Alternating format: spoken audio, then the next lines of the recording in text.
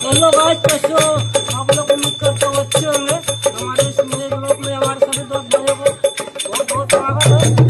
और आज हम कुछ भोजपुरी सॉन्ग गाने वाले हैं।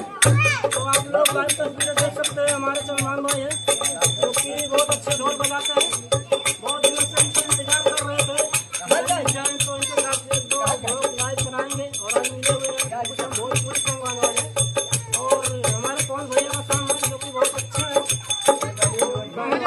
तो आप लोग कमेंट में बताना। हम तोरा प्रीतिया में दिल के दुनिया लुटा दिल बानी, दिल के दुनिया लुटा